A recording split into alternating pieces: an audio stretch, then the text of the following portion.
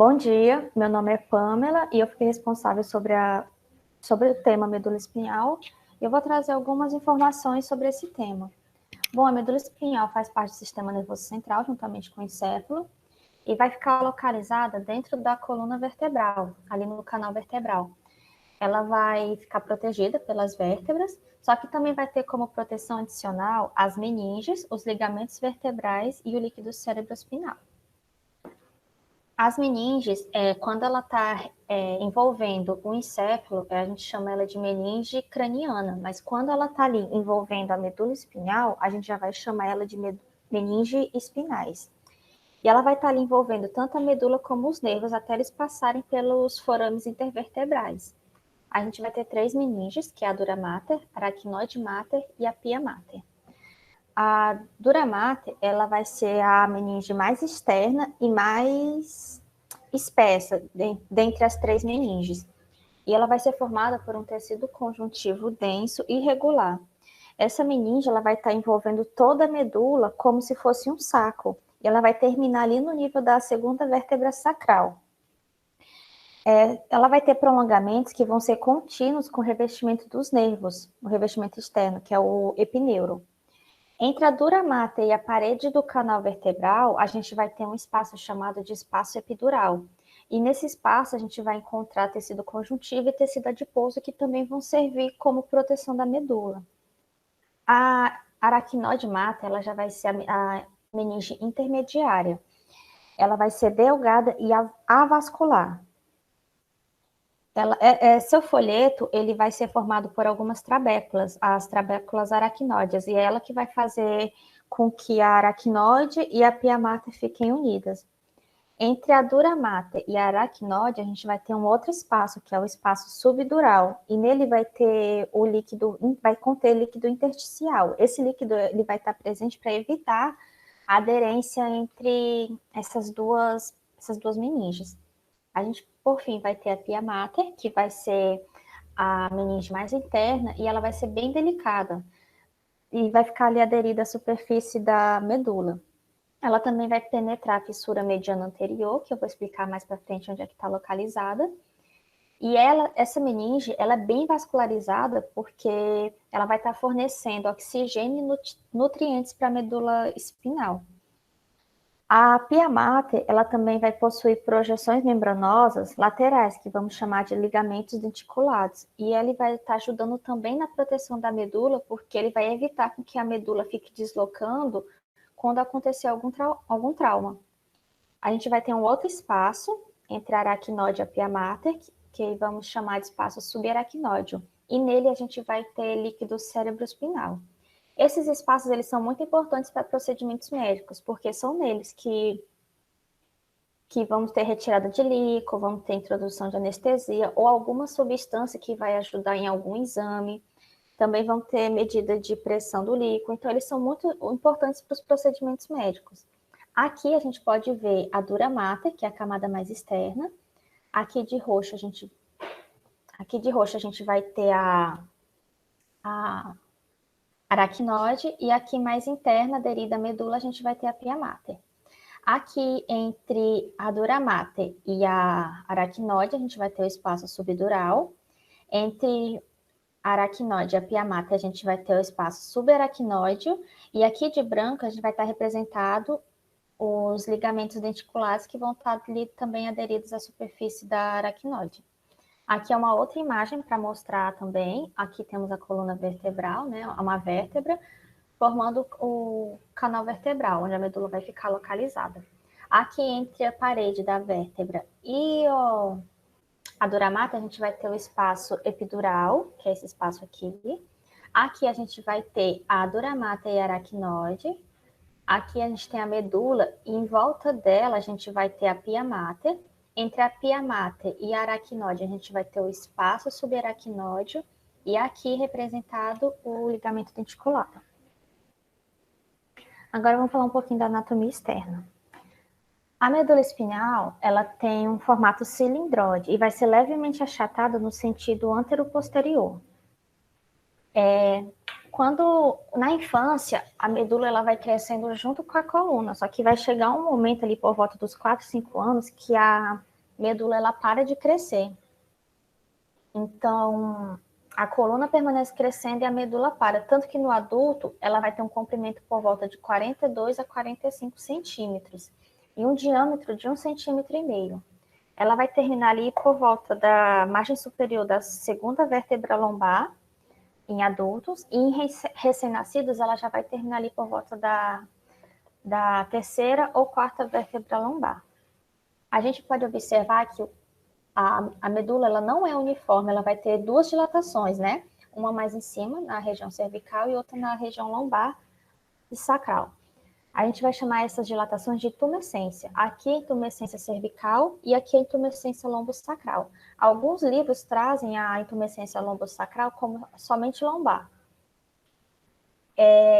A intumescência, essas dilatações, elas são causadas porque nessas áreas a gente vai ter uma grande quantidade de fibras nervosas entrando e saindo, porque é aí que vão se originar os nervos que vão estar ali inervando os membros superiores e inferiores.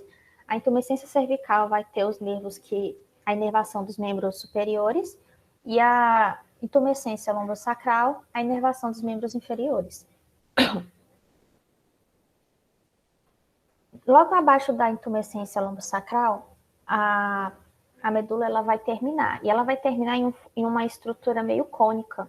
Por isso que a gente chama esse fim da medula de cone medular. Só que junto desse cone vai sair o filamento terminal, que vai ser uma extensão da pia mater que vai se estender inferiormente, vai se fundir com o aracnoide, tanto com o aracnoide como com a dura mater. E ela vai estar ali ancorando a medula espinhal ao cóccix. A gente vai ter a formação também, vai originar da medula os nervos espinhais. A gente vai ter 31 pares de nervos formados. E eles vão se originar dos segmentos da medula. Por conveniência, a gente vai chamar esses nervos espinhais de acordo com o segmento em que ele vai estar ali localizado.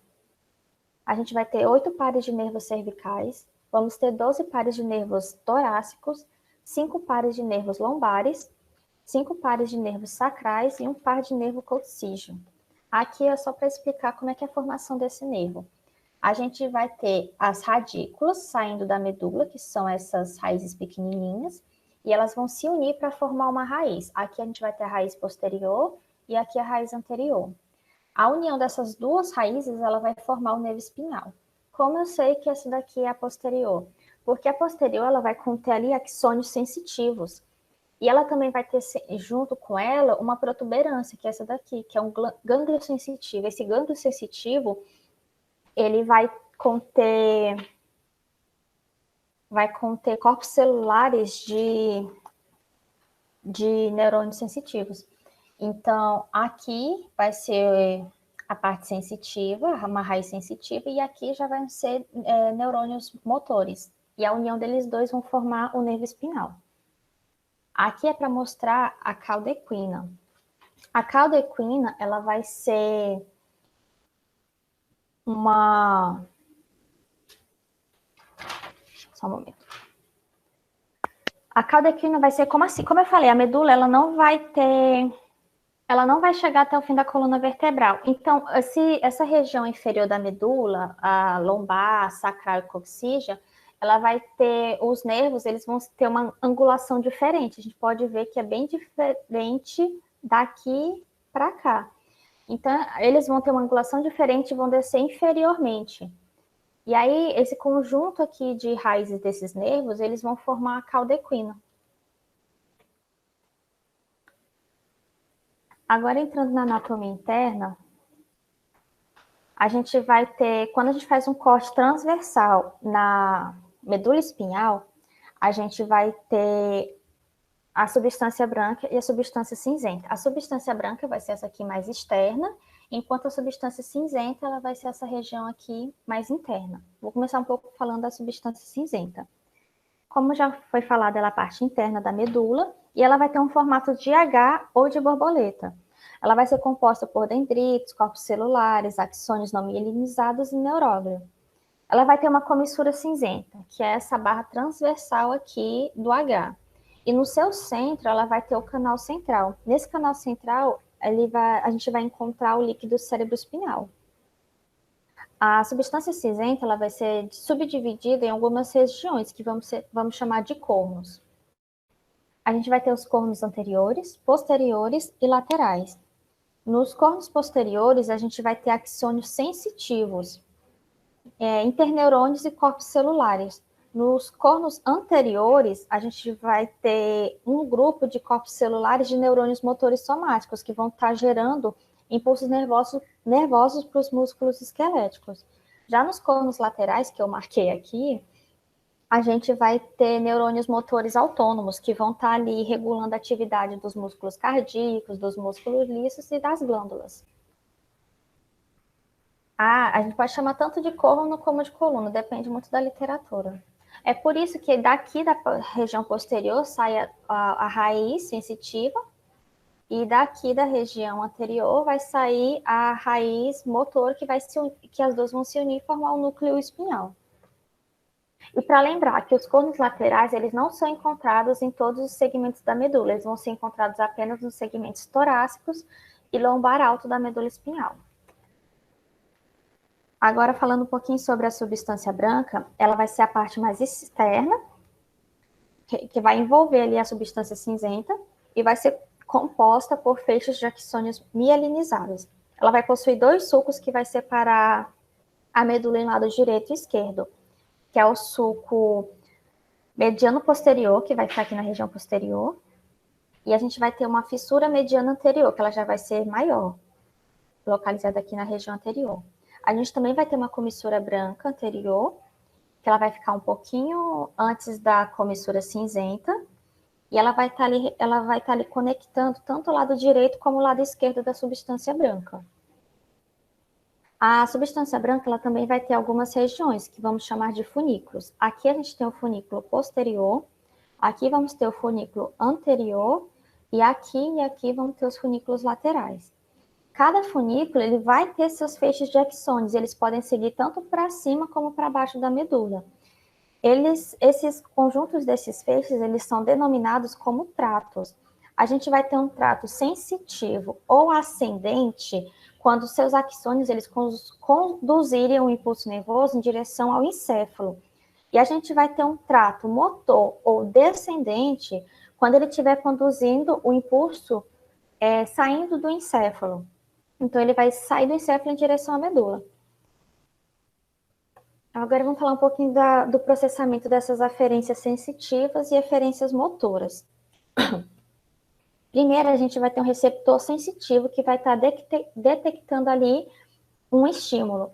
Aqui representado um receptor sensitivo na pele, que vai detectar um estímulo, e ele enviou essa aferência sensitiva em forma de impulso nervoso pelos neurônios sensitivos, que são esses daqui. Eles vão passar pelo receptor, vão passar pelo nervo espinhal, vão passar pela raiz posterior e chegar aqui na substância cinzenta, né? Daqui ele vai ter 3 destinos. Primeiro, deixa eu botar só uma ponta. Deixa eu botar um computador aqui para ficar melhor. Primeiro destino. Ele pode se projetar para a substância cinzenta, daqui ele vai para a substância branca da medula e ele vai seguir para o encéfalo como se fosse parte do trato sensitivo. O outro caminho, ele pode entrar na medula, né? Ele vai entrar no corno posterior, que é essa região da substância cinzenta. Ele vai realizar uma sinapse com o interneurônio, que vai estar representado aqui por essa seta azul. E daqui ele vai em direção à substância branca e depois segue para o encéfalo, como parte de um trato sensitivo também. E um outro caminho vai ser o axônio sensitivo. Ele entrar no corno posterior, ele vai realizar uma sinapse com outro interneurônio, que é esse representado em roxo. Esse interneurônio ele vai se comunicar com o neurônio motor sináptico, e aí ele segue para o local em que precisa ser realizado ali caminhada-resposta. Esses neurônios que estão envolvidos nessa via, eles são são neurônios das vias espinais reflexas, que eu vou explicar um pouquinho mais para frente. Bom, chegou no cérebro o impulso, eles vão mandar as referências motoras, elas vão ser encaminhadas para a medula. Os axônios do centro encefálico superiores, eles vão formar os tratos motores que vão seguir para a substância branca, representado por essa linha aqui em vermelho. Daqui, eles vão realizar a sinapse com neurônios motores somáticos, e pode ser tanto direto quanto indiretamente. Quando é indireta, a gente vai ter, o axônio ele vai estar fazendo uma sinapse primeiro com um interneurônio, e depois ele vai se comunicar com os neurônios motores somáticos. Mas aqui, quando esses neurônios motores somáticos eles são ativados, eles vão transmitir essas referências na forma de impulso nervoso, passando pelo corno anterior, que é esse daqui, essa região. Aí, dali, ele sai pela raiz anterior e vai para o nervo espinhal. A partir daí, ele vai seguir para os músculos e realizar a resposta que o encéfalo mandou. Já quando a gente tem os neurônios motores autônomos, quando eles são ativados, eles vão transmitir suas referências nas formas de impulsos, pelos seus axônios, né? E eles vão sair da direção do corno lateral. Daí ele vai passar para o corno anterior, e do corno anterior vai para a raiz e depois para o nervo espinhal. Só que ele precisa fazer uma sinapse com o neurônio motor autônomo do sistema nervoso periférico. E é esse neurônio do sistema nervoso periférico que vai estar realizando sinapse com os músculos cardíacos, com o músculo liso e com as glândulas. Essa aqui é a parte do processamento das aferências sensitivas e aferências motoras. Aqui é para mostrar que a medula espinhal ela não é uniforme em todos os seus segmentos, ela vai ter algumas variações, tanto da substância cinzenta como da substância branca. Aqui a gente pode observar que a gente tem mais substância branca nas regiões superiores, né, cervicais, do que nessas regiões inferiores. Assim como a gente tem mais substância cinzenta na região cervical e na região sacral. Essa substância cinzenta nessas duas regiões é por causa daquelas intumescências, que a gente vai ter aquela inervação dos membros. Já a questão da substância branca diminuindo ao longo da extensão da medula, é porque a gente vai ter mais tratos sensitivos e tratos motores na região superior da medula. Já é diferente da região sacral. E outra coisa, a gente vai ter axônios ascendentes, a união de axônios ascendentes em direção ao encéfalo. Então, a gente vai ter bastante para formar os tratos sensitivos. Então, aqui precisa ter mais espaço para receber esses tratos. Já a gente vai ter uma diminuição dos tratos motores saindo do encéfalo em direção à medula, nessas regiões mais inferiores. Então, vai ser diminuído a espessura dos tratos motores, porque muitos desses axônios dos tratos, eles vão sair dos tratos para fazer sinapse com neurônios da substância cinzenta. É por isso que tem essas variações ao longo da medula. Aí, falando um pouquinho agora dos tratos sensitivos e motores. As principais funções da medula vão ser a propagação dos impulsos nervosos e integração de informações. Os tratos da substância branca, eles são as vias rápidas da propagação dos impulsos nervosos. Já a substância cinzenta, ela vai estar recebendo e integrando as aferências e eferências. A gente vai ter as principais vias ascendentes, que são aquelas que seguem em direção ao encéfalo. A gente vai ter o trato espinotalâmico, que vai estar transmitindo impulsos relacionados com dor, calor, frio, coceira, cócegos, uma pressão mais profunda e um trato grosseiro. A gente vai também ter os tratos do funículo posterior, que vão ser 2 tratos. O do fascículo grácil e do fascículo cuneiforme. Esses 2 tratos eles vão estar conduzindo impulsos relacionados ao tato discriminativo, pressão leve, vibração e propriocepção consciente. Agora, os principais tratos descendentes, eles vão ter as vias diretas e indiretas, e esses tratos são aqueles que saem do encéfalo e vão em direção à medula. A gente vai ter como direta os tratos córtico-espinal lateral, a gente também vai ter o córtico-espinal anterior e o córtico nuclear. Eu Eu não achei uma imagem que ia mostrar cera, eu coloquei aqui só para vocês não esquecerem. Esses tráteos, eles são responsáveis pelos movimentos voluntários dos músculos esqueléticos. Agora, como vias indiretas, a gente vai ter o trato rubrospinal, tectospinal, vestíbulo espinal, retículo espinal lateral e retículo espinal medial. Esses tratos vão ser responsáveis ali pelos movimentos involuntários, só que eles também vão estar auxiliando na coordenação dos movimentos corporais com os estímulos visuais. A gente também ele também vai estar exercendo influência no tônus muscular, esquelético, e também vai manter a contração dos músculos posturais. E eles têm um papel também no equilíbrio por meio da regulação do tônus muscular em resposta ao movimento da cabeça. Agora, falando um pouquinho do reflexo, o que seria um reflexo?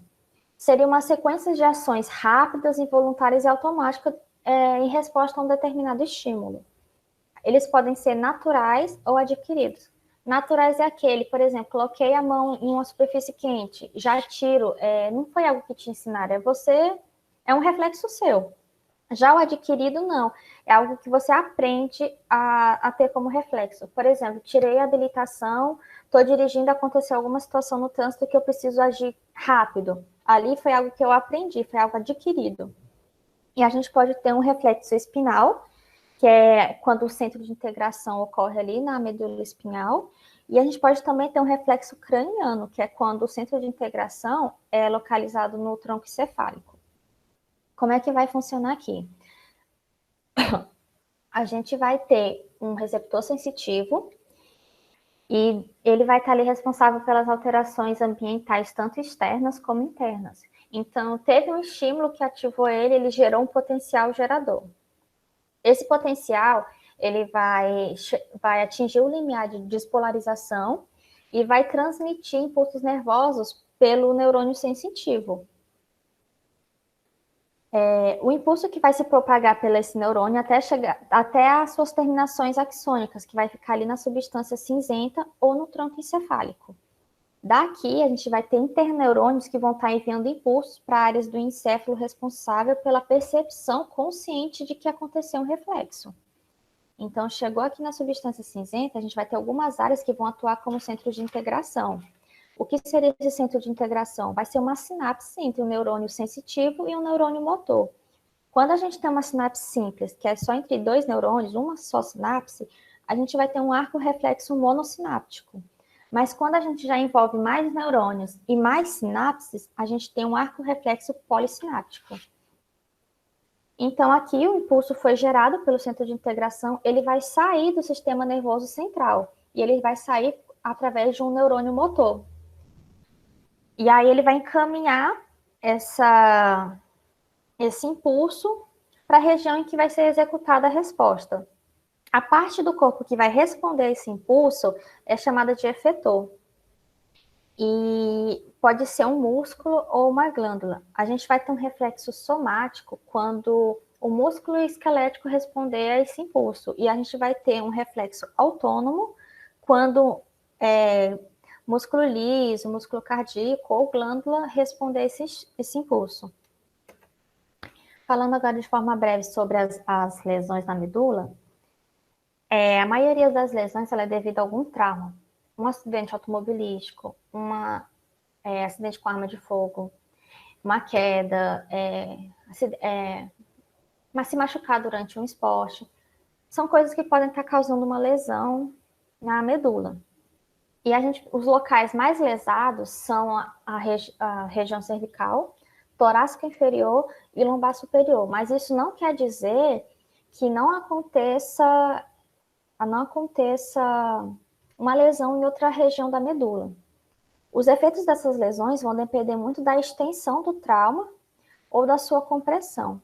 A gente vai ter um caso de monoplegia quando a gente tiver uma paralisia de apenas um membro do corpo.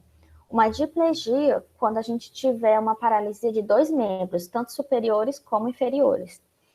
Uma paraplegia quando a gente tiver paralisia dos membros inferiores.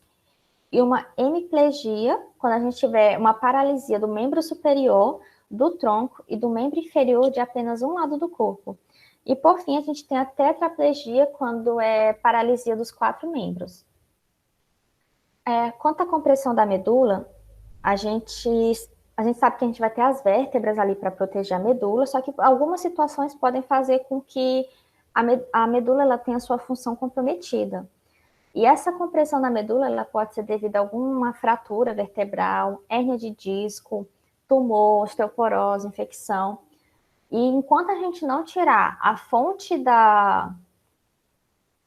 do que está causando ali aquele dano na medula, antes de ter um comprometimento, uma destruição do tecido nervoso, a medula ela consegue retornar suas funções normais. Agora a gente tem um caso de transecção. A transecção vai ser quando a gente tem uma lesão na medula em que a gente vai ter a medula ela vai ser seccionada de um lado ao outro. Então a gente vai ter perda dos tratos sensitivos e motores. Então perdeu ali a função sensitiva e movimentos voluntários do corpo na região abaixo da lesão. Quando a gente tem uma lesão ali na região, no segmento C1 a C3, a gente não vai ter nenhuma função abaixo do pescoço. A pessoa que tem essa lesão, ela vai estar ali precisando de ventilação mecânica, uso de cadeira de roda, em que ela é controlada por alguns dispositivos conectados na cabeça e nos ombros.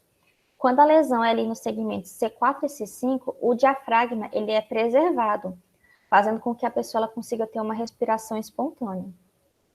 Quando a lesão é no segmento C6 a C7, alguns músculos dos membros superiores e do tórax são preservados, fazendo com que o indivíduo ele tenha algum grau de independência para se alimentar, se vestir e também consiga usar aquela cadeira de rodas manual.